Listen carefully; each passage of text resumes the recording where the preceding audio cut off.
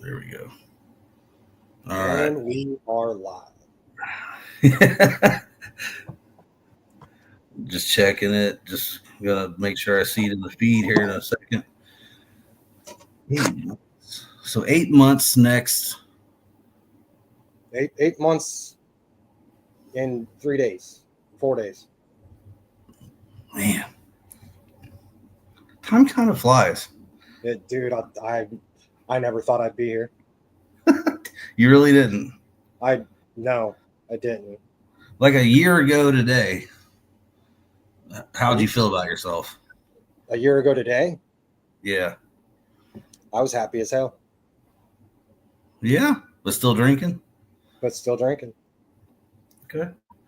I wasn't That's drinking as much honest. because I was with her.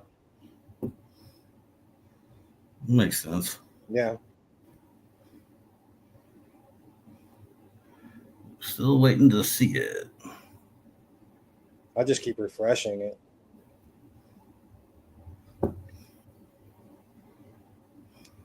So when I went back to the GBR page, where'd it go? Or I went somewhere and it showed that Kristen was watching it on YouTube. There Wow. it Okay. is. Well, yeah, I'm on YouTube. You see it? It's on there. Okay. Let me turn this down. See, I couldn't do it without Deb. I admit that. I don't know. I think I made the StreamYard post because I make those, but I might not have highlighted Facebook or something. Yeah. So that might have been the thing. Anyway, so Michael Thayer, formerly known as Jonathan Thayer, JT. Thank you for doing this, brother. Of course. We were talking a little bit before we went live, everybody. Welcome to On the Spot, by the way, GBR. Thanks for tuning in. It's been a while. This is going to be a pretty amazing one. We had some issues because I messed up, I guess, or something with it wasn't sharing to the GBR feed, but we're in there now. Thanks for waiting a minute with us. Might have been good timing to mess up. Maybe a few more came on. So, but before we start this, I just want to say that, as with anybody's testimony and story, these get pretty deep. They get pretty personal, and there's a lot of stuff that my guests share that could hit home with a lot of people that are still currently struggling with some stuff or in denial or carry guilt, shame, whatever. Everybody's addiction is different. Everybody's recovery is different. But it's some of the stuff that's happened to us, some of the things that we've gone through or still going through can be real relatable. At any point in this interview testimony that Jonathan or Michael, I'm sorry, JT, or myself start talking about just gets under your nerves a little bit, gets you rattled, feeling a little bit possibly triggered. We just want you to know that, we don't mean to do none of that, but this is his story, just like anybody else would have their story, and you got to be truthful with it. I can't encourage sugarcoating. I can't encourage anybody to edit themselves or water anything down. It'd be, in my opinion, disrespectful to God because we're talking about what God has done for us and what he's pulled us through. But if anything starts making anybody feel a little bit too, unnerved, please make a comment, put something out there about, hey, I got to stop watching this. This is really bothering me. And I guarantee you somebody will reach out to you and, at least offer to talk to you and stuff like that. But we're all in this together. And JT has shared his testimony tonight in the hopes, I think, not only to purge himself of his old life, but to have something, be relatable to somebody else. That's what we're doing this for. He might say something that hits home with somebody else that they haven't really dealt with, but know they need to. And it's to try to give you confidence to talk about it as boldly as possible. And we got a bunch of people that you can lean on and confide in to talk about these things. So if it gets too intense for you and you got to leave the live feed, I understand, but please reach out and let somebody know, and somebody will try to contact you to talk to you. We don't want to do this at the expense of setting anybody back. So I just wanted to say that. With that being said, I'm going to pray in. Usually almost every time I'll ask my guests at the end to pray out if they want to. They don't have to, but It all gives you a decent chance to see this, gorgeous lock of hair I got up here at my age. That's a blessing. Anyway, oh, Heavenly Father, thank you, thank you, thank you. Thank you for having me here with my brother JT. Thank you for placing me in his life and him and mine. Circumstances were incredible as how that happened, and I'm just blessed to know him and be grown beside him. There's days I need to reach out to him, and vice versa. And I just ask you to bless him with the right words to speak tonight. Just truth, Lord, about what you pulled him through and how many times you've been there for him. I just ask that you bless everybody that's going to be watching this and listening in the chat. Just be there for everybody like you always have been, Lord. And couldn't really ask for more. And I just ask that you just keep looking out for me and my family and everybody else that's close to us, and every member of GBR and their friends and family as well. I pray this in your mighty, powerful Son, Jesus' name. Amen. Amen. All right. Well, everybody, let's get into this. Let's do it. Oh, man. Oh, by the way, this is I've done a few, maybe 4 or 5 of Lincoln people. Most, I'd say probably 90% of them has been, people outside of my town. So it's been a while since I've talked with somebody. Well, you moved to Clinton, but still it counts. But my first question, man, coming right at you is, why'd you want to go on the spot and share your testimony? What was your hopes in doing this? I think you said it. So I'm starting a new journey as a parent by last Sunday when I was baptized. And I think sharing my testimony and sharing what I have from my past and what I've been through, I think is just another step towards the future of that journey. I'm really hoping that that through your guidance, through your questions, that I really let loose on some things that I may not have just told people, other than like my counselors or my psychiatrist or whatever. But yeah, I really feel like this is the next step in my journey. All right. I agree with that, man. I was hoping that I was thinking about asking you eventually. I just didn't man, that could be too early to do that, to somebody or whatever. Yeah, I didn't know how really far along you were mentally or spiritually, but the baptism thing, the changing. Well, I don't want to put all that information out there, but there's some social media things that you kind of let go of. I'll digress on that, but I'm like, okay, that's a pretty good sign of like change behavior or ideas or whatever. I'm like, that's big to let some of that stuff go. Sure. So I'm just honored to be able to do this with you, and thanks for hanging in there with not being able to get on here right away. But sure. Whew. You mentioned that like many came from a broken home.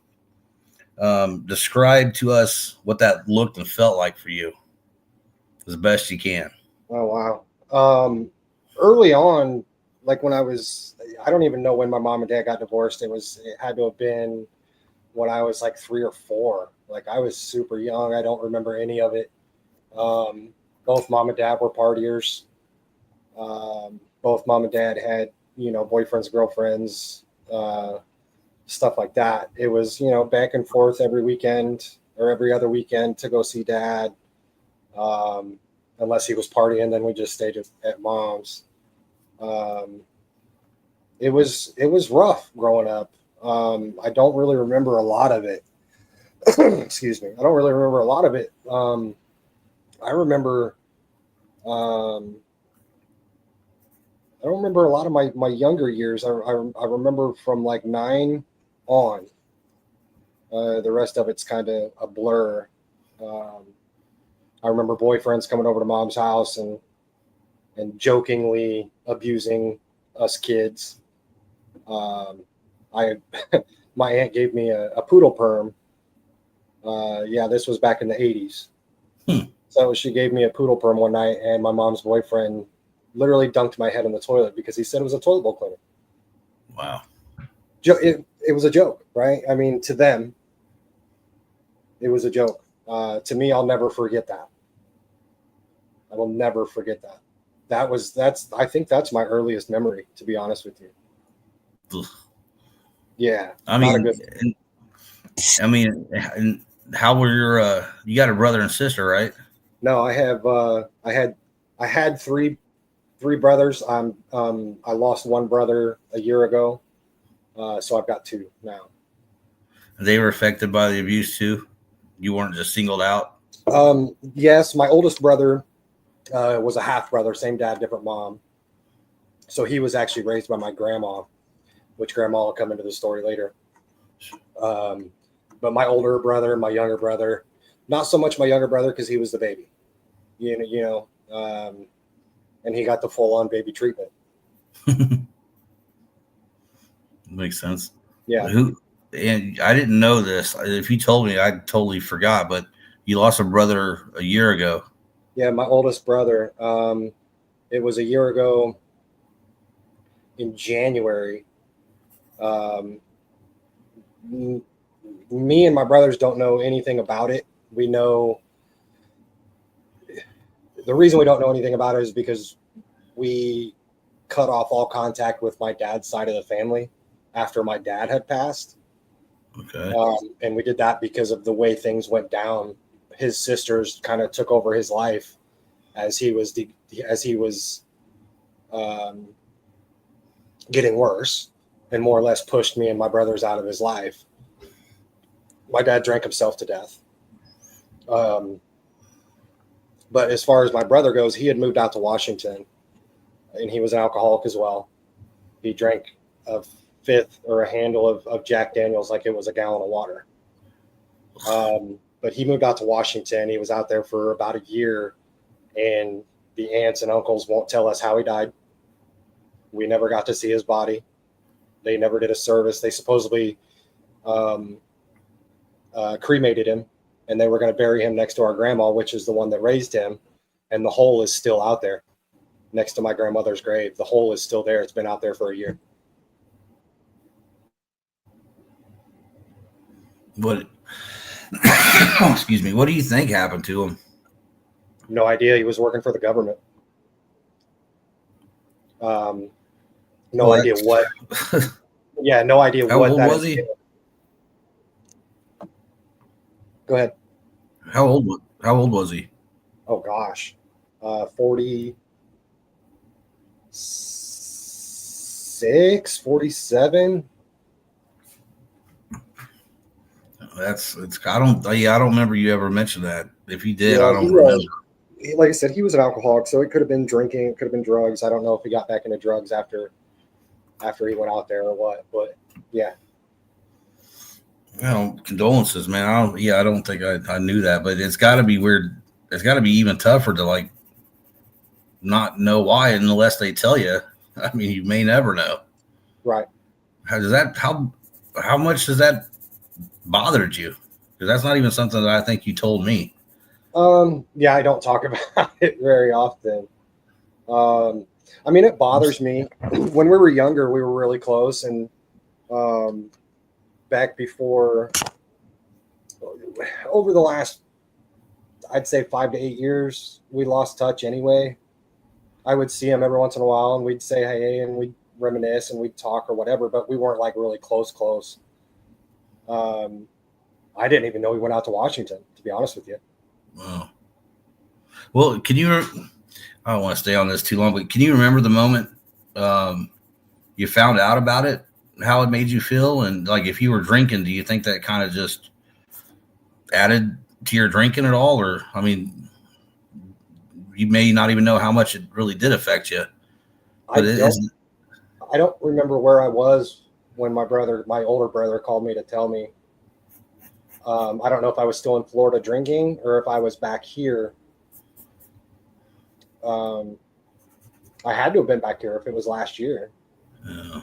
It was last January. So yeah, I was back here in Lincoln, and I was still drinking pretty heavily. So I probably went on a bender and just drank to forget. Does that scare you at all? Because I mean, like, yeah, I mean, nobody knows how he died, but he was a heavy drinker, and he, could. And your dad died relatively young. He was 62. It's still pretty young. Drunk himself to death, basically. You said. Yeah, I mean, so um, man, you picked the right time to get things straightened out. I think so. All these years later, we got to talk about that more, like when we're off here, because I'm just really curious about that, because I just think it's like, I don't know how you would really comprehend and digest all that stuff. It's like, oh, he moved where and what happened? Oh, I don't. Oh, so it's such like a void type of deal. Like not to put too much on that, but that's something I didn't know, and I appreciate you sharing that, man. But all these years later, though, looking back, what could you say you needed the most that quite possibly could have made a difference in growing up and into your teen years? What do you think you could have really used? More support. Yeah. At 10 is really the turn of my life.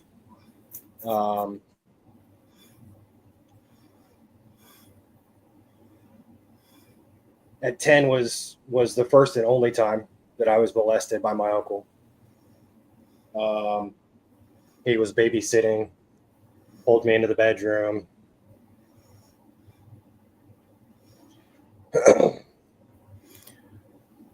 You remember the whole, like, a lot of this?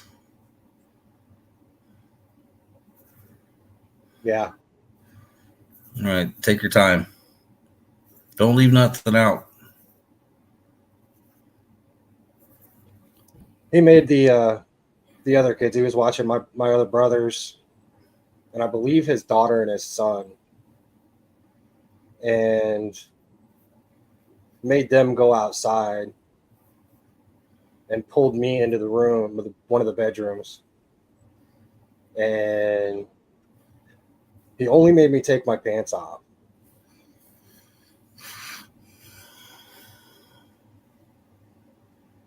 Made me rub him.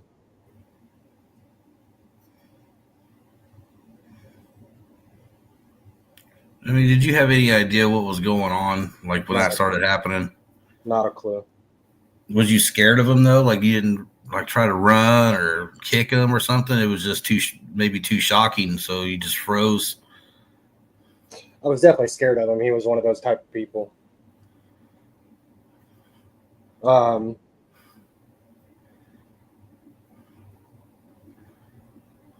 Yeah, I remember him fondling me, and at 10, nothing happened. At least not that I remember. But then he made me sit there and watch him finish, pleasure himself. And when I tried to blow the whistle, nobody believed me. But the fact that I blew the whistle, I believe that's why he never did it again. Because he knew that I would wait until I was alone with one of my parents or something and tell them, or one of the answer. Nobody that I told believed me.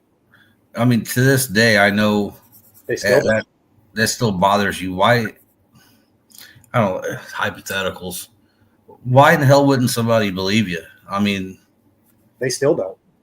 There's no way that. I mean, he did it to you just that one time. Yeah.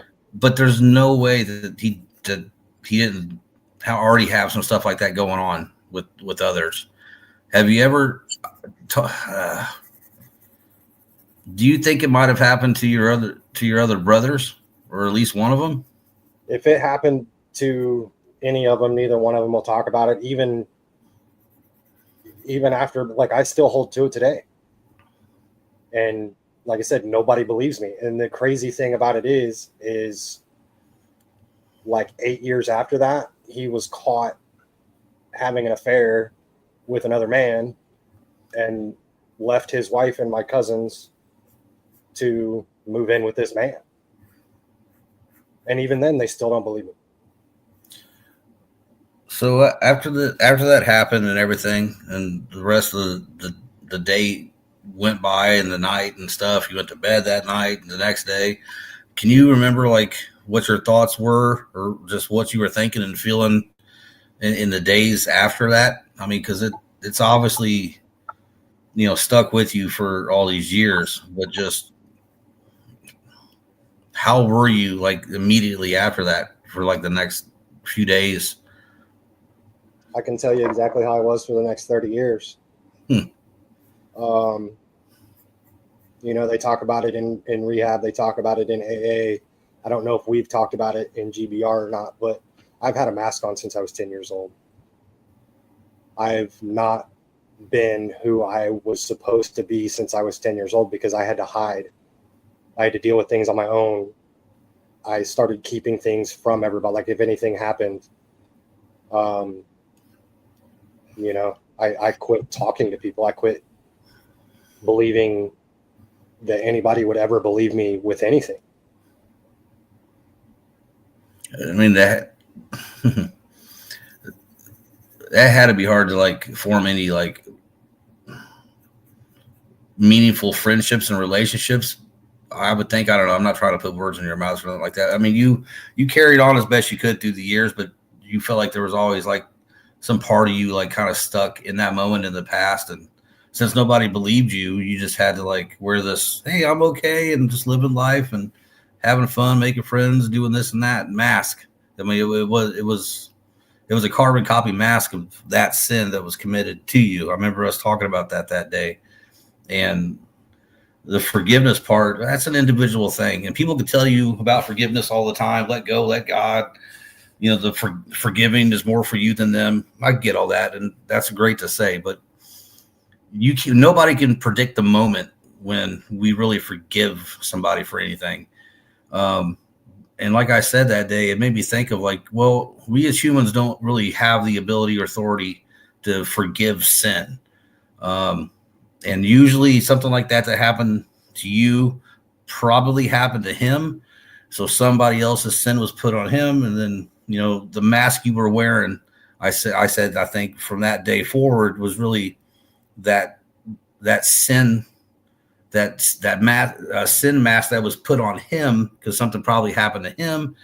And then, you know, if you can just forgive the person, because if they were in a situation like you were, innocent and victimized, you know, I believe the devil's work. And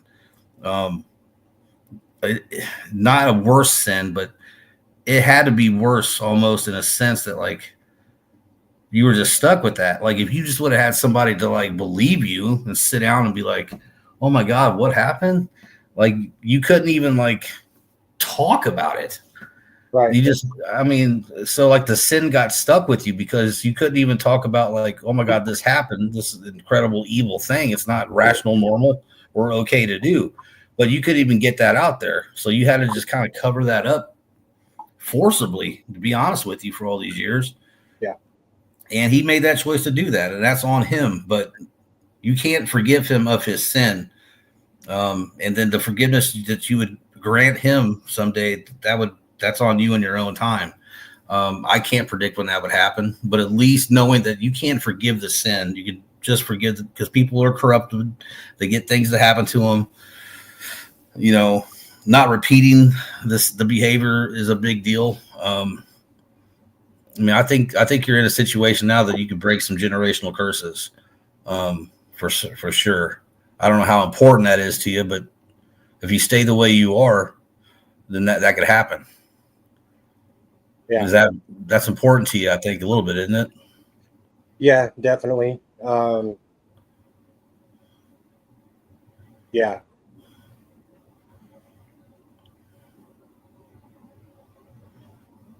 I think I'm not sure like really how it shaped me or how like it changed. I don't know how it changed me. I was 10. Yeah. You know, I don't remember, who I was before it happened. And I still don't know who I am today. Well, you're on a path of discovery, and I know you're definitely not the same as you were at 10. You're definitely not your dad. Um, this next year coming up, man, is all about you shaping who you really want to be. You're not what happened to you. You're not who you was last year. You're going to be who you become moving forward, and not relying on anything like any substances in your body. No drugs, no alcohol. Um, if you stay with God and on this path that you're on, God will help show you who He made you to be, and that's all. That's always more important than who you think you want to be or what you want to do. You know what I mean? How you want people to think of you. Um, and I know that sounds easier said than done too, and it's still a new and novel concept to me because I've always kind of wanted people to think a certain way of me. But the thing was, I always acted a little bit more than I could back up. Do you know what I mean? Like I wanted this person to think this and that person to think that. But when it came down to really show it consistently, I really wasn't there. That wears a person out, man. I'm not worried about none of that stuff anymore, and I don't think you should either. I just think truly your best years are ahead of you. And I want to grow with people. Like I said, I had my circle of friends was a dot. So to be gaining brothers and sisters in this walk, man, and I'm just blessed, and I'm just blessed to know you. We'll have to share with people how I think it's a crazy, incredible story how we met in the first place. Yeah. Western Union had something to do with that too. I'm confused. Western Union. Western Union, yeah. All right, so I go out to Walmart to make this Western Union payment to my brother Max T, who's in Nigeria, and I know that already sounds like scam, all this. So Jonathan's telling me this, and I'm not sure how I exactly know him, but I knew him. So he's like, "Oh, hey man, you probably don't want to do this as a scam." I'm like, "Nah, it checks out. It's all good." He's like, "Okay." So then I have to go back out to Walmart a few days later, and I see JT, and he's like, "Hey, what's up?" And I was like, "Man, it worked out." The guy, got the little payment. His foot was all swelled up because they spilled oil or something on it they were cooking, and it was legit and all that. And then he mentioned, I was walking by. He's like, "Hey, I hit 6 months today." I was like, "Wow, man, that's awesome, cool." Give him a little hug and all that stuff. And then I don't know how I was going to church with this other friend of mine one Sunday morning. So I stopped in at our Fifth Street meeting, which I just don't go to anymore. But this Sunday morning, I was like, okay, I'll go for the heck of it. And then I'll go to church. Well, JT's old sponsor was in there, which I didn't know none of this. So he starts talking to me. He's like, "Jonathan hasn't been here for a while, but he got 6 months." And I'm like, "Oh, that's who that is out there." He's like, "Can you give him his coin?" I'm like, "Yeah, sure. All right." Never done that before. So get his coin. So I go out to Walmart and I see JT out there, and I'm not going to dump on you, but you didn't look very happy. Yeah. Give you this coin, and I finally realized who you was. And I'm like, "Hey, those meetings suck." When we started doing these recovery meetings, man, you got to come in there, He's like, "Yeah, okay." And it took him a while, but he finally did. And it's made a huge difference. And it's not because they're my recovery meetings. It's everybody who goes to the recovery meetings and shares what they share. And so he's been coming for like 2 months now. And all those things just had to go together like that for us to meet. And then we realized as we're talking one day that, we knew each other back, in 2009 or 2010. And we carried like night. Well, we were still drinking. I was like, "Oh, you're that dude." It just blew my mind. Hopefully nobody got bored with that, but that's the background story of how we met. And all those things had to line up in order for that to happen. So I digress. Um, let's see. There was some other trauma that you experienced though, outside of the house that happened at the hands of a high schooler. That Um, tell everybody what happened there. was first grade. That was first grade out on the playground. Grew up in a real small town. I think we had 300 people in it. So the high school and junior high was all one. The grade school was all one. But Hmm. everybody hung out at the playground at the grade school because the high school didn't have one before school. And I had basketball that this big high schooler guy wanted. Mesh Snark. What a Never name. forget that kid's name. That's his, yeah. This kid's huge today. But I was in first grade and he wanted the ball. So he literally grabbed the ball out of my hand and shoved me into the little like 1 inch strip of steel on the bottom of the window that held the chain link. And I've still got the I've still got the scar there. Wow. Yeah, it's still there. You figure what was that 30 some years ago? Yeah. Figure that'd be gone by now, but Bleed a um, lot. I was bullied a lot. I was the fat kid growing up. Um, Shamed about my weight, shamed about my glasses, which I don't have my glasses on today, but shamed about everything. The fact that I loved to sing back then, the fact that I would wear purple clothes or I would wear light blue clothes, or shamed for what I liked and what I enjoyed, shamed for my mullet or my teddy tail, or just I was bullied from early on until as far as I can remember. I remember in my freshman year in high school, I was a starting quarterback, and my brother was on varsity, and we were coming in after practice one day, and he allowed his fullback to throw me on the ground and throw his cleat on my face. My brother apologized for it late that afternoon when we got home, but he's like, dude, that guy's huge. I can't, I couldn't stand to him or whatever. Um, but yeah, man, I mean, I don't remember a time in school when I wasn't bullied by one group or another, but I was a floater. So I was friends with every group, but there was always one person in each group that would shame me for something. Usually singing, because I've been a singer my entire life. So, so people didn't like you for singing. They didn't like you for your mullet. What's a teddy tail? Teddy tail is just the thin strip of a mullet. Like It's literally, ratatouille? it's literally a tail. Oh, okay. I can kind of understand that one a little bit, Yeah, JT. Honestly. I can too. I actually had a girl in junior high. I asked her out to a dance, and she told me no. And then after the dance, told me it was because of my mullet. So the very next day, I cut it off. One day too late. Yeah,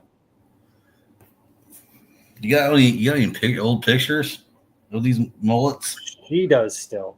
They're back in style, I guess, nowadays. They have a whole thing over in Australia, a whole mullet festival. I'm not going to any of those, but still. So I mean, abused and neglected at home quite a bit. Yeah, School. I mean, you're just trying to be you. You know what I mean? Carrying this weight of this sin that was perpetrated on you at 10. Just trying to do the best you can. Not talking about it to anybody because you gave up doing that. Nobody was believing you. right. And you still get bullied for just being you, having hair, singing. How bad did? I mean, there had to be depression that set in eventually, and everything else. But you were still singing, so that usually if people are depressed or have a lot of anxiety or something like that, they're not going to be too extroverted with anything. So when did you start feeling like depression set in, and how deep did that get? At 10, I've been in counseling and psychiatrist since I was 10. Because nobody believed me about my uncle. I I changed. I went from going from being a happy-go-lucky kid to, I tried to make everybody like me, but I did it in a way that seemed like acting out, is what they said. Get that? Yeah. My goal was to make everybody like me, one way or another. Did you use singing for that though, or did you just genuinely like singing? I just genuinely like singing. I didn't start using singing to try to have people like, I didn't try to use singing in that aspect until late high school, like sophomore, junior year. And then I was singing to the girls to try to get them to like me. And I was singing in the choir, and then later on in life, starting the DJ business and singing nightly in bars to make people like me. And, oh my God, you have an amazing voice. And, oh, can you sing with me? Or, oh, can you come sing at my wedding? Or, that's good stuff, but it was a huge ego boost. Yeah, but it still wasn't erasing or eradicating what happened at 10 though. No. It at least felt good as a healthy distraction. Yeah. And if it boosted your ego, so be it. I mean, you deserve to have one at that point because you got your whole childhood and growing up kind of ripped away and hung in the balance at 10. So, God gave you that gift as some kind of an outlet, and whether you were using it for that or whatnot. I think it might have pulled you through some years and situations. Imagine going back and not having any ability or the nerve to sing. It takes some guts to do it. Yeah. It might have been, that was a real healthy outlet. So anything you gained from that, I can't fault you for that. Yeah. I need to get back. Yeah, you and I both. I still do now and then, but yeah, I'm not bad myself. But I never sung in. I don't even know when I started with the band with my friends, like heavy metal stuff, mostly 17, 18. But yeah, I wasn't singing to no girls in school or nothing like that. But yeah, it's been a thing. I'm not terrible. Yeah, we could do like a competition between me and you sometime. We should. But I got if you're a member of GBR and you don't vote for me, then you'd be blocked. So I got 17,000 votes right off the bat, JT. Sorry. Right. I still think it was cool how we busted out with that in the middle of a meeting one night, everybody. I don't know if anybody was in that meeting, but all of a sudden, I don't know who said it. I think Deb said saying something. So I was like, okay, let's do it. So I went first a little bit, then JT went, and then we just carried on with the meeting. You ain't getting that at Fifth Street. I don't care what you do. It was very cool. Yeah. It was cool. 20 years old, though. You started getting involved in church. You had a band. You were singing in, traveled the state. Share some of those experiences with us. Man. I actually reached out to the guitarist from that band when I got out of rehab. And him and I have been talking quite a bit. But yeah, it was me and one of my brothers. I call him a brother. He's just a best friend from back in the day. But he was the drummer. I was the singer. And then we met these people from a church camp, just choice meeting, and loved the way that they played and loved their passion for Christ. And we decided they lived way down south, like 2-3 hours away, down by Carbondale, I think it was. Mm-hmm. And they started coming up here, and we started meeting at different camps. And then we started a band with the acronym of DUH. DUH. That was the name? Disciples. That was the name. Disciples Under Him. That's kind of cool. Yeah. So we had stickers made up. Actually, they didn't look much different than the GBR logo you got right behind you. We had just the DUH, DUH. And all of our parents had them on their cars. It was kind of cool. But yeah, we traveled to a couple different conferences, a couple different camps. And we would write songs too. We took Puddle of Mud's She Hates Me. I know that song. We turned it into Jesus Loves Me. And that was our biggest hit. I can hear it. can. out of It's the in your chorus. head right now. Yeah, that's Jesus pretty cool. loves me. Yeah. Dude, is there any video? You guys got any videos, or who's got the recordings of some of this stuff? I have a VHS of 3 different performances. Oh my god, I gotta see it. Okay. You got a I mean, VHS player? who in the heck had? Yeah, I got an 8-track player too. No, that's a good. Who has? Anybody got a VHS player in the chat? I had one. Gosh, I don't think we do. Yeah, I used to watch it, but no, yeah. I lost my way shortly after our last performance, and then we all just kind of went our separate ways. I mean, we were young, you know. I was the oldest one in the group. They were all younger. They were all going to college and stuff like that. But I ended up getting married right at 20, shortly after 20. Got married. I actually went to Lincoln Christian College for a year to be a youth minister. And then my wife got pregnant. So I felt like the only way for me to support the family was to drop out and get a job. I wish I'd have stayed in.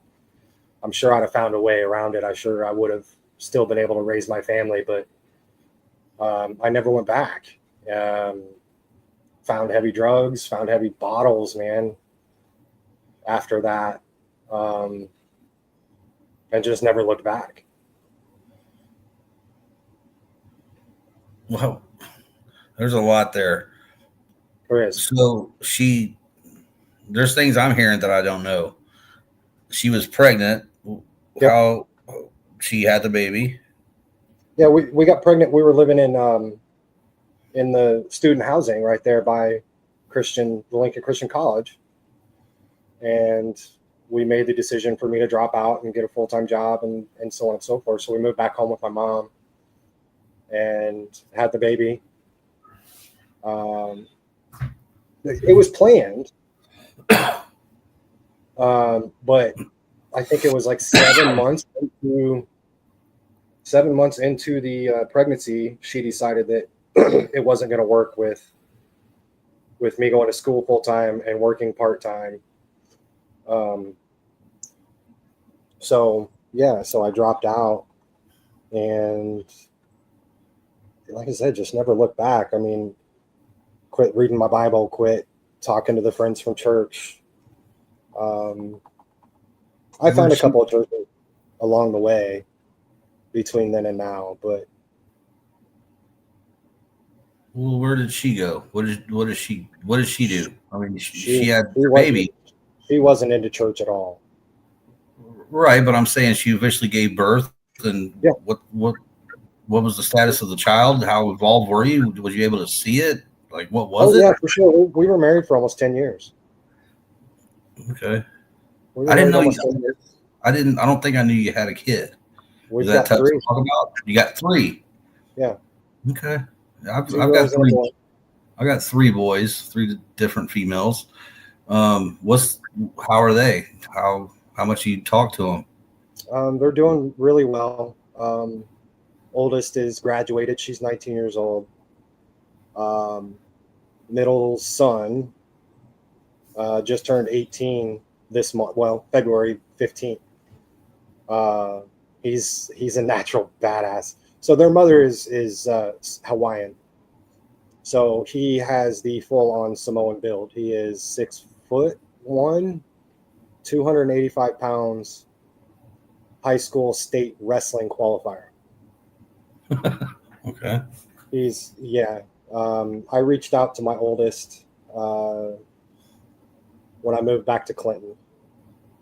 I haven't spoken with them in 5 years, I believe it is, 5 or 6 years, because their mother has sole custody, so she took them from me. I did run away. I got tired of fighting.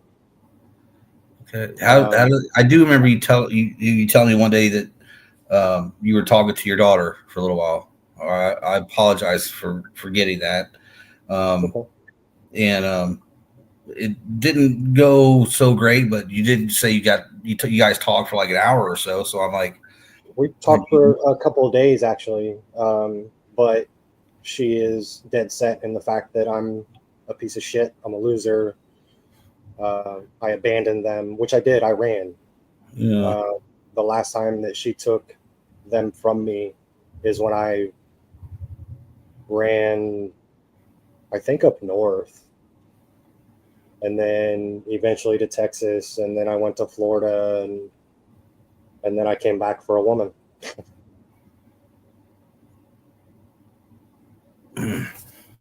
There's cycles there. A Do lot, you see those? a lot. Um, so I'm glad they're doing good. I mean, hopefully they just keep hearing good things about you and stuff, now and then. And That's all I I can mean, hope. we don't know what God's plan is. We could, you might want to be a part of their life every single day. That might happen, but you got to stay good regardless. And we can't. I haven't talked to my son in over a year. Like I talked to him the day I got out of rehab, and that's been it. Yeah. Yeah, And that I don't think about it too much. I do mention it quite a bit. I'm just shocked by it because the day I got caught out was on his birthday, November 11th, for 2023. I don't want to make this about, but it's just, I'm just like, man, you talk about having an impact and, you know, people thanking me and Deb for the group and the meetings, and we love that, but we know it's all God. And I'm just like, man, I'm meet JT and having some local impact, but where's the impact on my own firstborn son? And I talked to God about that quite a bit, and I know a lot of people would be out there, especially guys, or I guess they'd be like, man, you got to go get your son and just tell them you're going to be in their life, and that's it. I'm like, yeah, all right, I get the responsible tough guy type of deal, but man, that can make things so much worse sometimes. yeah, You don't know if like tomorrow's the day that he would come by here or text me or something like that, and if I go right before God's got that lined up and ruin it and make that worse, there could be another year gone or 2 years. God knows what I'm doing. He knows what I want. He knows I'm willing, ready, and able. But two hearts will not move towards each other until God wills those hearts to both move. Just because I want something and think it should be the right thing to do, and that's the dad thing to do, doesn't mean it works out that way, and it could be detrimental. I mean, I hope that happens eventually, because this town's bad, and you know, I don't let it get to me too much, because if I do, then I could lose a lot of stuff like that. But anyway, I just want you to keep doing what you're doing, and eventually I think the daughter will come around, and your side of things, your side of the story needs to be told, and they all need to know that as best they can. I mean, you said you ran, and I understand that, but you can only admit that so much. It's about, well, you're not running or abandoning anything now. right. And, that past stuff cannot define us, even though some people will hold on to stuff forever. Yeah, But that's their prerogative. So you kind of lost faith in that span.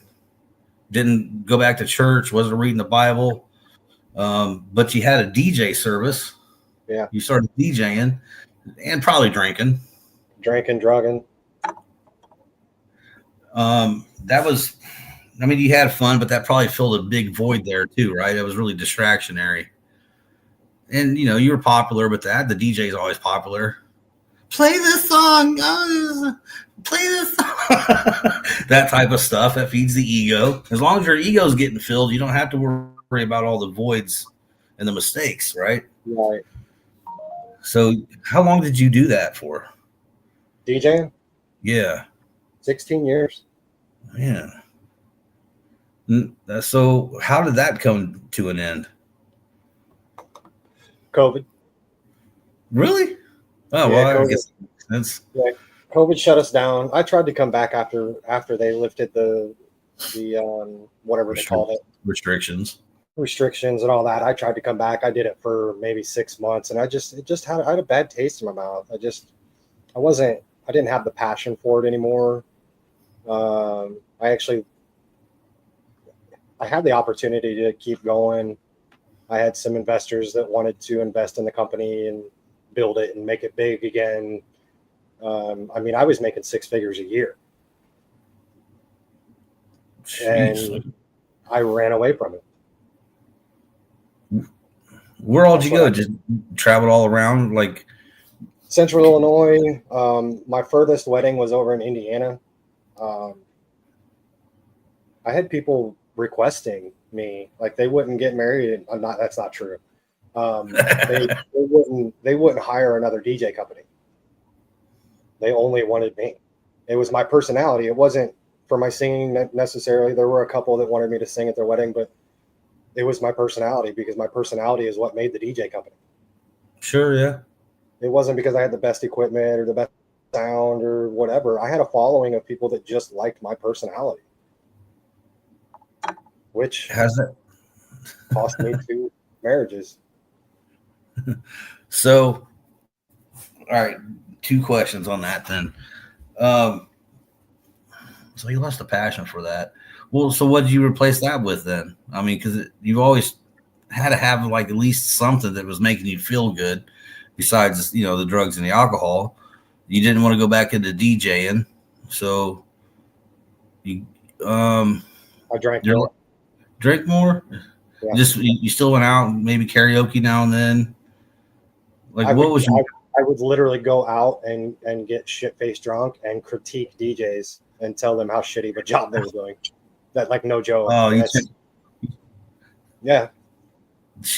That's shallow, but I get it. You're like the drunk Simon Cowell. But better looking. Okay. So, love is in the air again. Your last relationship. We talked about it quite a bit. Yeah. It was a big deal, because I mean, talk about that as much as you can. How you guys met. I don't want it to like go back too far, but just explain what it was about her and you that you thought was like, the real deal after the marriage that dissolved and everything, up until like why you think things didn't work out. This is probably a tough part, but it's time to lay it out there. I'm okay with it now. Well, as much as I can be. Circa 2012, I was going through a divorce with my first wife, and I met her. I met this woman in 2012 at a DJ show. One of our mutual friends brought her to one of my shows, and she walked in the door. We locked eyes, and I fell in love instantly. Okay. Back in 2012 through 2013, we hung out for quite a while, 3 or 4 months, and hooked up one night, and then we just kind of went our separate ways. We would see each other every once in a while at a mutual friend's house or whatever, and we'd say hi. We were very cordial friends, whatever. We were always friends. And then October of 23, I moved back to Lincoln in the hopes that I would run into her, because she was always the one that got away. She never left my brain. She never left my heart. I was married one more time after that. I was with women, you know what I mean? So I came back, and we were just friends when I came back. It was like we never left. It's like we were never apart. We just clicked. And after a few months of talking and hanging out, we started getting together, and the day I'll never be able to forget now.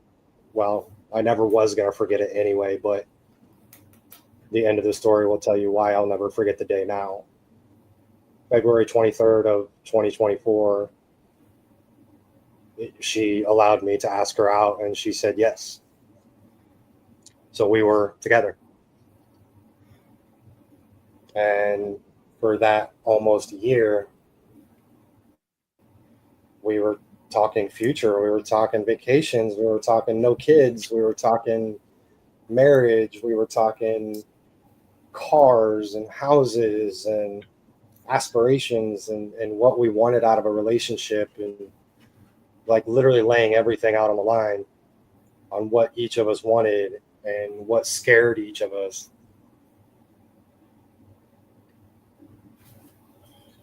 And then the alcohol got in the way. Was you both drinking, or if you were, Both you more drinking. than her? She didn't drink much. She if she drank a 6-pack of a seltzer, she was wasted. And she didn't do that very often. So June, my birthday, I got, well, first off, in May on her birthday, I got completely shit-faced at her birthday party and went to bed without her. Which that was the cause of the first downfall. And then she left me on my birthday party that nobody showed up to. No, I take that back. We had a few people show up, but they didn't stay very long at all. And it was just me and her, and I was sitting there taking shots like it was water. And she walked out and left me. I went on a 3-week bender of probably about $400 a week of just getting wasted. Cost me my job. And then July 3rd, actually July 1st, I made the decision. I called my mom and said, I need help. I can't do this alone. I can't do it. I can't quit drinking. So she came over, and of course I'm blitzed. I don't remember a lot of the day, but we ended up calling the cops because we went through 75 phone calls of not receiving any help whatsoever. So we called the cops, and a cop came over. I said, look, I don't want to hurt myself. I just want help. So this cop literally sat there for a couple of hours with me and my mom trying to call places to find me a rehab center to go to. And we finally found one. So July 3rd, I went into rehab. So my birthday is July 4th. I spent all of July in rehab. Got out of rehab. I reconnected with her. And I thought everything was going swimmingly. Obviously, I was on some medications for anxiety and depression and not drinking. So some things had changed in my personality, I think. One, because I wasn't drinking, and two, the medication. And I think our bedroom life suffered from it. Our personal life suffered from it because we weren't talking like we had used to. And then October 12th of last year, we got back from a little mini vacation where we went to Chicago to go see Jelly Roll live. Man, what a hell of a show. That man is inspirational. Just, that's the only pictures I kept, by the way, Trav. I told you I deleted all the pictures, right? Yeah. The only pictures I kept were pictures of Jelly Roll and of the concert, not of her. But we get back from Jelly Roll. She drops me off at my house, and she kisses me. She hugs me, says, I love you. And 20 minutes later, she texts me to leave me. She broke up with me over a text. You guys had a good time with the show and everything, and Great time. So it came as a surprise to you, to say the least. Blindsided. And then complete no contact. Did you ever get the first thing while we were still talking before she went no contact, the only thing that she wanted from me, I never got an explanation. She said she never felt further away from me than she did on the Jelly Roll trip, which I don't understand. But anyway, the only thing that she asked of me was she wanted our sex toys back. That's all she wanted. And then boom, as soon as she got those, complete no contact. So I went to a dark place, still stayed sober by the grace of fucking God, because I had every reason to go back to the bottle. Every reason to just say screw it and go back to it. Yeah. And I didn't. I get that. That wasn't so. Yeah, we started talking a little ways after that, but Yeah. um, I don't want to bring that up because I don't want you to read Well, it. But bring it up. there was a letter that she wrote you. Yeah. Um, and I thought it would be While, awkward. while I was I in thought it rehab. would be awkward. Yeah. I thought it would be awkward. He read that to me, and I appreciate it. That's a big deal of trust right off the bat there. And I mean, she wrote it well. I don't want to paraphrase anything, but yeah, there's parts in there that she kind of contradicted herself because it sounded like, she was going to love you for a while, but still had to move on. There was still no like definitive reason other than wasn't feeling it from you at the Jelly Roll show. Yeah. Do you think that there was that she was talking to somebody else around Yes. the time of you being in rehab and the Jelly Roll? 100%. Do you guys haven't still had any contact since? None. Okay.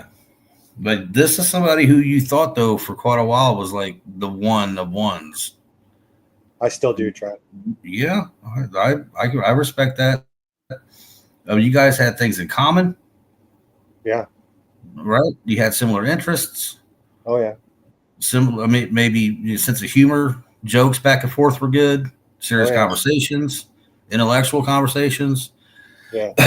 Do you think though, looking back, that just she saw she saw too many unattractive moments because of the drinking, and it just kind of stacked up? 100%. So then, even then, that was something that she might have been struggling to accept in a way. She But she then, said that she couldn't forgive me. I'm starting to remember more of before she went no contact. She said she could not forgive me for something that I said while I was drunk. I don't know what that is. I mean, you deserve to know what that was. Right. Not that you could take it back, but Right. Okay. So say that happened. So you change up, you go to rehab, you come back. There's no more drunken moments. You're not saying anything that she can't forgive you for anymore. But we did talk about the meds might have been changing up some moods and being tired, and just that changes your personality on top of the drinking that she might have not liked but got used to in a sense. So here was like a double different version of you because the drink is not there, but then your personality is way off, your energy levels down, the bedroom stuff goes down. So for her, it was like, there's the JT's not there that I knew when we got together. The JT's not there that was drinking. I don't know who this guy is. I don't know. I'm not making any excuses for her. I'm just trying to piece that together of like what she was seeing. I've been trying to piece it together since then. Yeah, and we've talked about like, because when you guys first got together, you probably drink and stuff like that. But I bet the bad moments, the real drunkenness, kind of happened later on in the relationship. Like I don't think you were like flat drunk every night. Like as soon as you guys got together, it happened over time. So she liked you without all that stuff. And like I've told you, like, man, if that comes back around someday, you're gonna have to be giving yourself the best version of you. Because then she won't have any excuses. And if that doesn't come back around, it doesn't come back around. But you still have to be better than you were then for whatever else might come. Otherwise, you're just missing what would eventually come to pass again anyway. And like, oh, just come back and I'll change and I'll do all this and it'll be different. And we don't ever change. We don't. We're like, give me you and then I'll change. I've done that a million times. It's just like, I know I could do better. We say this. We're like, you deserve better. I apologize for that. I'll never do it again. And, it's just like sticking to it and actually doing it is two different, different things. Like it fades away. Do you remember what I told you about why I think we got back together after I got out of rehab? That she just wanted to go to the show? That she wanted my half of the money for the show. Oh. I think she was talking to somebody the entire time while I was in rehab for that. Yeah. For August, September, and October. I think she was always talking to somebody. I think she never let go of that somebody. And then once Jelly Roll happened, she had an easy out. And I'm pretty sure that she's either still with that person or she's moved on to somebody else. It could be, but then doesn't that kind of destroy the idea of her that you had built up? I mean, maybe she was kind of living a double type of life the whole time. I think she was. So JT, I'm a glutton for punishment. If that's the case, we don't know. If that's the case, and there's a maybe to that, then soulmate can't be tied to that. Soulmates don't have maybes. They just don't. Yeah. I'm not trying to sound like I know anything about relationships. I'm just saying that, like, to have all these doubts, huh? I've let her go. Yeah. I've fully let her go. I don't know. I don't know. With all the, yeah, I'm glad you haven't. I totally know you haven't. I believe that. But I just don't want you thinking she's the one for years to come, because there's too many doubts there. Yeah, you definitely did your part in making things not so great, but if you could just separate the stuff that you got to blame yourself for all the other stuff that you just don't know about that didn't affect how she was and what she might have been doing outside of all that, then it just gets all blurred. And I don't know. I just want to see who you become, past all of this stuff. Oh, it's coming. And so you got baptized a couple Sundays ago. Let's talk about that. Let's talk about. Yeah, please. What was the date that she allowed me to ask her out? You said, oh my gosh, February October 2024. February 20. Yeah. That was what was last Sunday, the day that I was baptized. February 23rd, 2025. Our 1 year anniversary. You didn't plan that. No, God planned that. There's been a few coincidences with times and dates. There has. But I was like, well, that's a pretty big deal. So when you realize that, it probably even motivated you more, or at least made you be like, okay, this is what I'm really supposed to do. That's like a God wink. When I realized that's when I deleted all of her pictures, all of the videos. I got rid of her phone number. I got rid of all the text messages. I have nothing on my phone from her. That's good. I got there that day. I got there a little bit late, but that's all right. You were last, though. There's like 9 people. 9 people in front of you. I kept looking.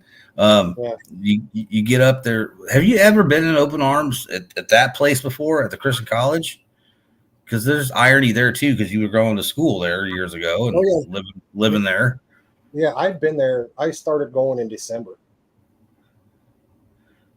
Baptism never crossed your mind, though, back then? No.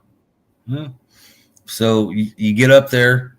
It was an honor to drive you to class 2 that night. I don't like driving at night, and it was snowing, and it was Bible study night. It was still kind of cool. You get up there, you get in the water. There's Larry, says all the stuff. Describe the moment when you came up, because it's a special moment. I was a different man when I came out of that water. I felt it instantly. Did you hear me yell? I did. I felt like a completely different man coming out of that. I felt like a man. Let me rephrase that. I felt like a man coming out of that water. I told Deb, I saw you in the lobby, and I was like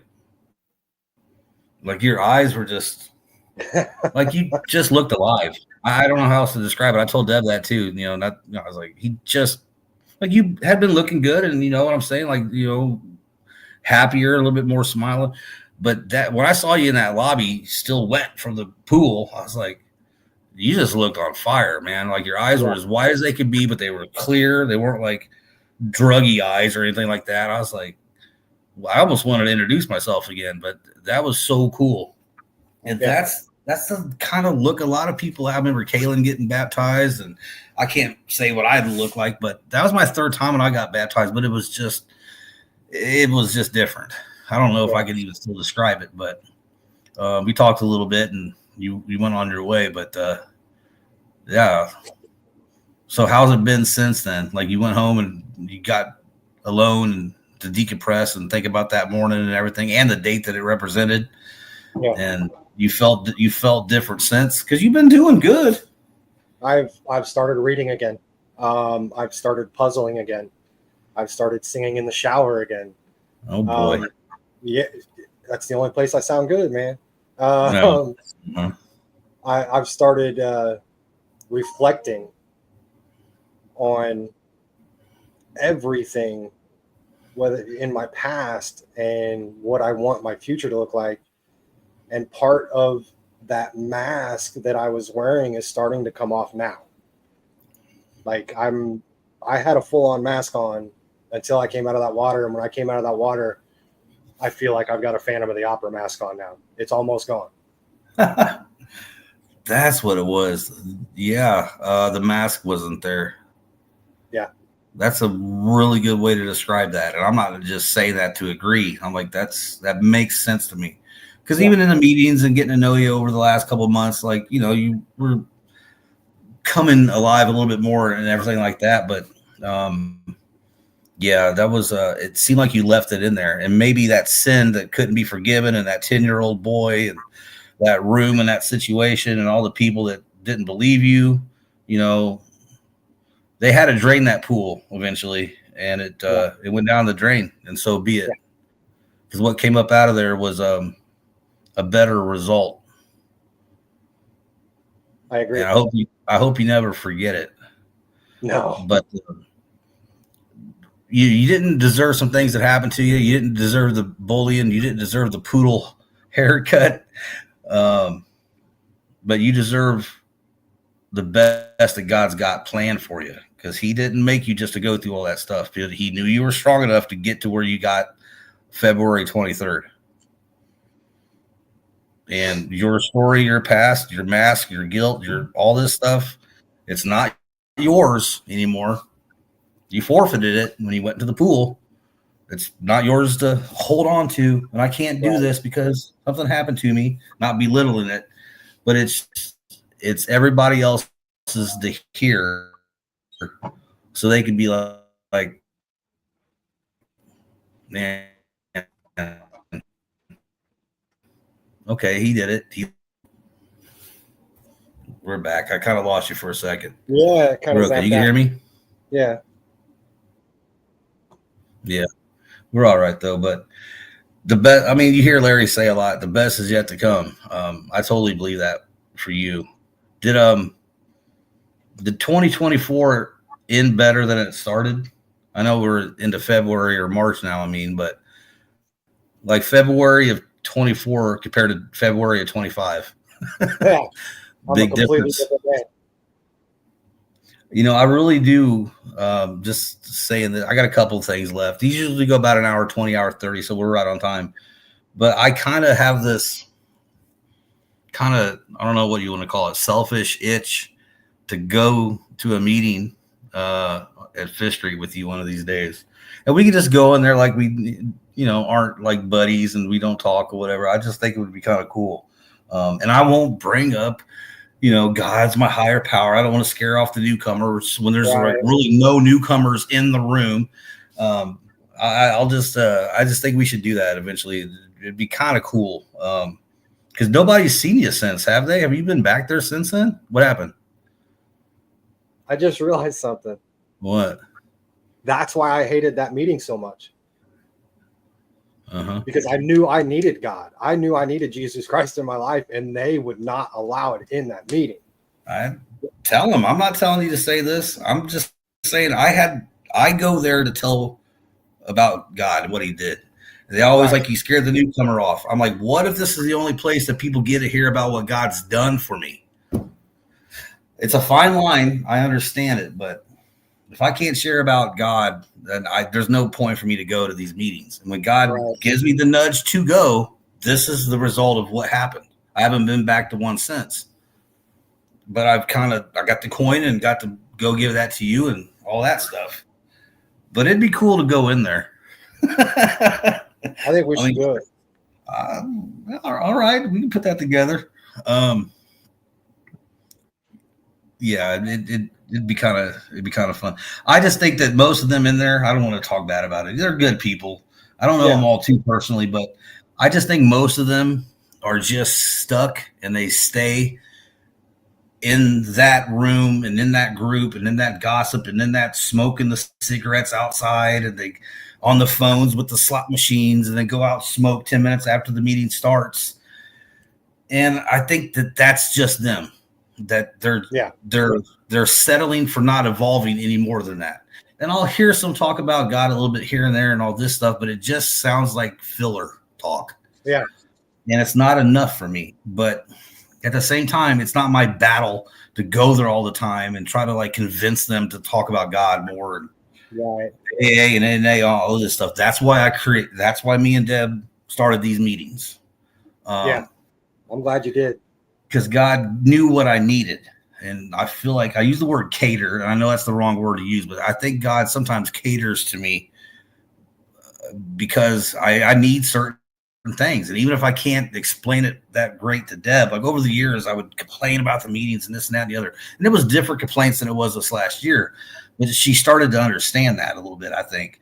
And they've benefited her too. Like these meetings have gotten us closer together.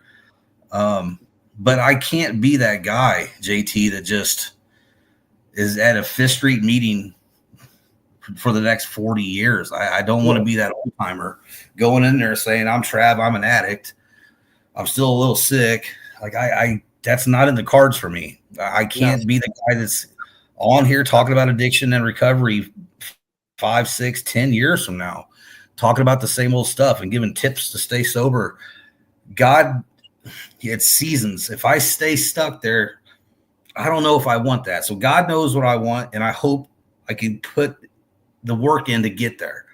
You know, if he wants me just to stay here and talk about recovery and addiction forever, I'm telling you now, it's not settling for me. But reading that Bible, knowing what I'm being obedient to, learning, how to be obedient and to walk that walk with more faith and never taking my eyes off Jesus, that'll provide everything that I want.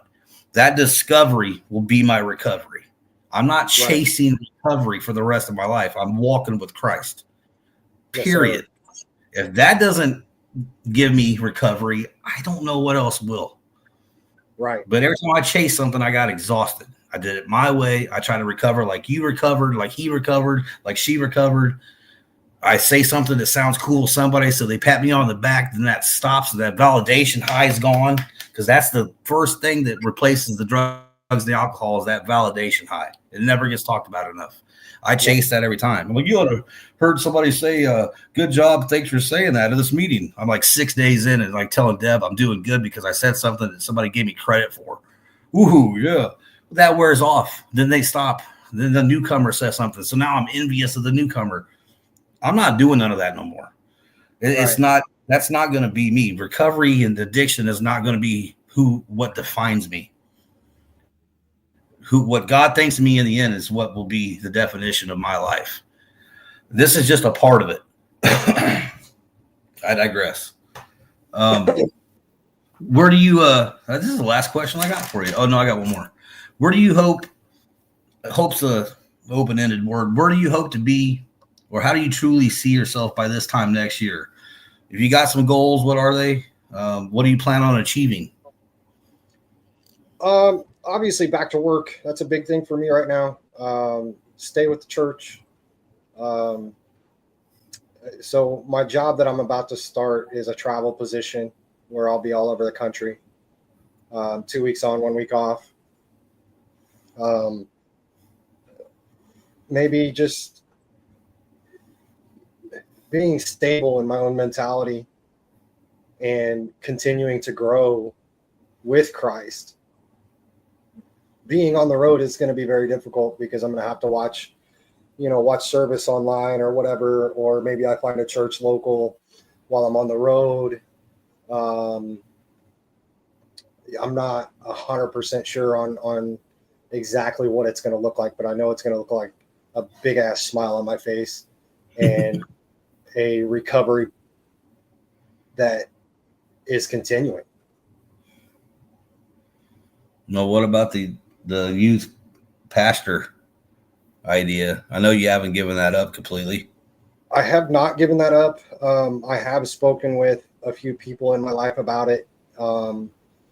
If it comes down to it, then I will do the online thing to get that going or get that done. I don't think it's out of the cards for me at all. I don't either. I think it may be down the road a tad, but I don't know. I'm just saying. So, Yeah. But yeah, it makes me a little bit nervous. You out there traveling around, going to cities, because you just got to be accountable to yourself and God. I mean, of course, God's going to see everything you do. Well, I've got a huge support system in the people that I've met over the last 2 or 3 months, as well as my family. You know what I mean? It always comes down to just we all choose what we want to do. Like I could have 100 people to text, but if I want to go drink, I'm not texting any of them because I just want to go do it. Now, if you're struggling and you're thinking like, man, the road's wearing me down, the cell's not going so well, make a phone call. Right. You know what I mean? And like, don't ever think that you got this. I don't like that saying either. You got this. Yeah. You can get this straight to the grave, man. I mean, so if you take the job and you get out there and it's a little bit tougher than you think it is, I know you get the break where you get to come home and stuff now and then, but yeah, don't think that I'll just get a couple bottles and it's already 10 o'clock. I'll go back to the hotel room. Don't do none of that stuff. I don't even want to pretend like, oh, you'll be fine. Don't worry about it. I can't be that guy. I mean, it may not go that way. Not being pessimistic, I'm just being realistic. I don't want that to happen. But as far as being a youth pastor goes, I definitely have had some conversations with people. I ain't going to mention who, but you have that. I don't use the word vibe, but that aura is kind of seems to be like you, especially with the singing and being personable with your personality. I think it could fit. So you might have to travel around and do some sales now and then, but I would pursue that youth pastorship, man. I support you in that. Whatever you do, stay clean and sane and serene, please. Of course. Because all this ain't for nothing, Right. It's not a success story until we're in the arms of Christ. I can be like, oh, I met JT. It was really cool. And then you're gone. Nobody hears from you. So the story sucks then. That's not going to happen. What was my last one? Last question. What? Let me ask this and I'll ask this and we'll get out of here. So it's just cool because I'm a persuasive fella. I can be that way. I am persistent sometimes because when I know something's good and the results are awesome, I want to share that with everybody. There's no credit I'm taking. Like, oh, tell me how great GBR is. Like, it's not about none of that. It's just that there's been so many people that's come into GBR that I've never met, that this person meets this person. Now they're having 3-hour conversations. They didn't meet just on Facebook somewhere or whatever. They met in GBR. And to have God setting all this up for something so much more important than just me is beautiful. And I love that so many people have come together, especially in the meetings that we have, that just lean on each other. And there's like an instant trust there that you can trust the trust. And they're friends and they're brothers and sisters. And you've met a few people and all this. Not that I do this normally, but I know it's had an impact. I know God has had an impact in their life for quite a few years. He's been there for you. Now I can see how he's saved you from a lot of tougher times that could have happened. You made choices that, mess some things up, but so have I. He saved us all from it. But you being in GBR, becoming a member and being in these meetings, can you just give us a little bit of like what they've done for you, how much they've helped? All the glory and praise goes to God. But have they meant something to you? They've meant the world to me. these meetings have pulled me out of a pretty dark place. They I mean, through the breakup and through trying to move on with my life and trying to become better. Like, if it wasn't for these meetings, I'd still be stuck in my old mentality where I'm not good enough for anybody, and I don't deserve anybody, and and I don't, all these friends are fake. I really believe that, even just 2 months ago, Yeah. they're here for their own self. They have an ulterior motive on why they want to be a friend with me. I don't feel that way anymore. I don't feel like I'm worthless anymore. And that is in part due to GBR. If it wasn't for GBR, I'd be in a different spot right now. 100%. There's no doubt in my mind. Yeah, I mean, I hate to say there's not a lot of meetings in town, and when I gave you that 6-month coin, I mean, I was worried. I'm like, is me giving him this coin going to be a trigger? Like, he doesn't feel like he deserves it. Like, when I gave it to you, I don't know. I can't say like what you felt, but you didn't seem very happy. Like, I've never, usually people get 6-month coins and they got a little smile or something like that, but it almost felt like you just kind of took it to take it. He's close to going, So I freaked out a little bit. I'm like, man, I just thought something was going well and doing some cool stuff. God put me in this position. I'm like, dude, I think I remember even telling Deb, I'm like, I don't want to be like responsible for like triggering him just because I gave him this coin. I don't know if he feels like he deserved it or something, but when I saw you that day and gave you that coin, I felt like you were real close to relapsing, man. Just if I'm being completely truthful with you. And that's when I just said, bro, please come into one of these meetings. Just come into one of these meetings. And I kept going and kept going and kept going and kept asking you. And you finally did. Yeah. And now he's like the first person in there tonight. I went home that night. I mean, you saw how I was. I was down and out, man. Like I was dead to the world, more or less. I was a little scared. And I went home that night. Yeah, I went home that night with that coin in my hand and cried for an hour because I didn't know what I was going to do. You, GBR, and that coin saved my life. Just blessed to be in. I don't know. I'm not anybody special at all, man. I'm so imperfect. It's ridiculous. But when God wants something done, he'll use anybody. The Bible's full of stories of people way worse than me. Right. And that's what inspires and motivates me more than anything, knowing that like I don't have to get it all right now. I don't have to have it all together right now. I know there's things God frowns upon that I still do, but am I getting convicted of these things more every day and not enjoying certain things so much? I know I still cuss and stuff now and then, but if I hear a ton of F-bombs just go off, it makes me cringe. I've never been like that before. Like, I've never cared about none of that. That's just how I was. So I'm not in any hurry. You know what I mean? I've 46 years I gave to the devil. I mean, God's got the rest of my life, however many years it is. As imperfectly as it is, he puts me in positions to do things that he wants done sometimes. It's not every day. But yeah, I couldn't have orchestrated none of this. And it's just an incredible short story of how, because I remember seeing you in some meetings. You sat across from me. I'd sat across the other way at Fifth Street, but we never really talked or exchanged anything. And then to find out that we actually knew each other back in 2010.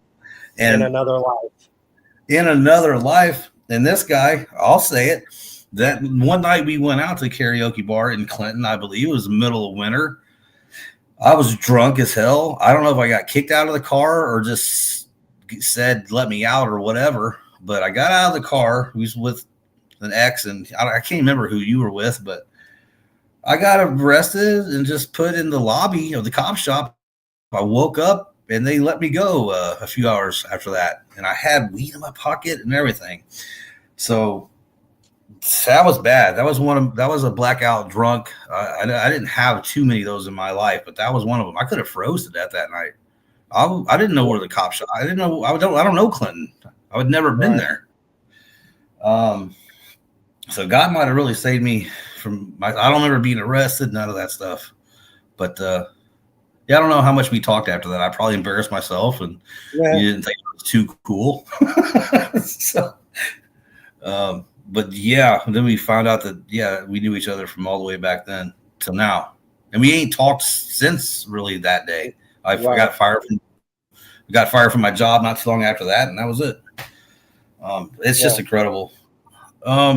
You got anything else you want to say to anybody before I ask you to pray us out? No, but I do want to share a verse that stuck with me after last Sunday. Like I said, I started reading a lot more, and we've said it a couple of times in this on the spot. New beginning. So 2 Corinthians 5:17, it says, "Therefore, if anyone is in Christ, the new creation has come, the old has gone, the new is here." Something that said, I'm getting chills just reading that. The old me is gone. I strongly and truly believe that the old me is gone, and the new me is going to be so much better than that guy. So much better. Yeah, I mean, you'll have the memories; those will be there, but they don't own you anymore. You don't live there, and you know what to do with them. I mean, there's stories to help other people. Right. You don't need them anymore to help you. No. God's already done that. And I think it's one of the biggest obligations there is by spreading the good news. Well, part of the good news is telling people what God has done for us. Right. That's how the church has started. I mean, maybe not exactly the same, but we're talking centuries since. If we don't tell people what God has done for us, what's going to attract them? Everybody's heard of God. Everybody's heard of Jesus. Tell me what he's done for you, not who he is. Too many people want to get on here and tell you who God is and throw a ton of verses at you. And you're just like, okay,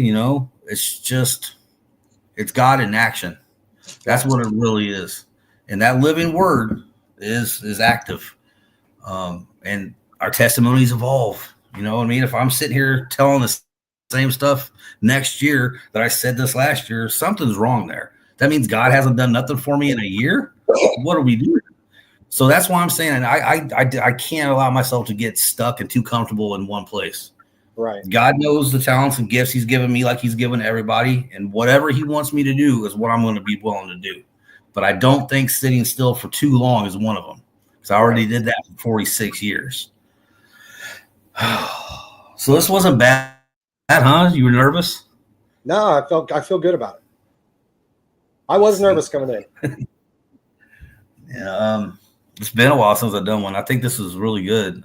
That's been the most views I think I've seen us have in a while. I saw it like 16 for a while. It's not too bad, but they get a ton of views afterwards, and the views matter not to me, but if you got say 800 views and there's one person, okay, there's 17,000 people in GBR. We're never going to meet all of them. We're never even going to hear a hundredth of the name of them. But if one of those people that don't know me and you at all watches the video and hears something you said, or me, but you for the most part, and it resonates with them, and it makes them go get baptized or maybe go to a detox or open their Bible up, that's you doing what Jesus would have done for everybody else in a sense. Right. And you may not even ever know about it, JT. We may never hear about it, but that's God's business. We just show up. Right. And I love that because I count on that. I believe that happens. I feel all the good stuff we're doing. There's people in the comments and we love them and that's awesome. But the people this might affect more might happen months down the line when we may never know, but God does. And that's all that matters to me. And I appreciate this time with you. Whew. This was a good one. You want to pray us out, brother? Yes, sir. Whew. Heavenly Father, thank you for this. Thank you for guiding Travis's words, and thank you for guiding my words as we went through this on the spot and getting my testimony out there for anybody and everybody to hear. I pray to you that it reaches at least one soul. May it help somebody and your will. Jesus, thank you for getting me through another day. Thank you for getting Travis through another day. Thank you for everybody who sat through this and watched this. We do appreciate them and you as well. Thank you for your grace. Thank you for your glory. In Jesus' name I pray. Amen. Amen. It's another on the spot, people. It was good to be back. We got a few more coming up with CJ, Jeremy Part 2, Mickey Miller coming up. That'll be a fun one. You know, I ain't going to get any words in with him, probably. I'll have to hit his mute, man. Guys, thank you very much. I appreciate you. Thank you very much. There's Rick in there. Appreciate you, Rick. That's a new brother. It was awesome, man. You feel good about it? I do. I feel really good about it. I feel like, yeah, it's a purge. I mean, you've already did that in the baptism pool, but this is more of the verbal baptism. No, it ain't a verbal baptism. Don't say that. Verbal baptism. That's not what that is. It's just purging that old life and really closing the book on that. And if you ever got to go back into it and look up stuff, it's got to be for somebody else. There's nothing else in your past you need to bring up to get you through. God showed you he already done that. I love you, brother. Love you too. I appreciate it, man. And we're off here. Thanks, GBR. We love you. Thanks, guys. Excellent, man.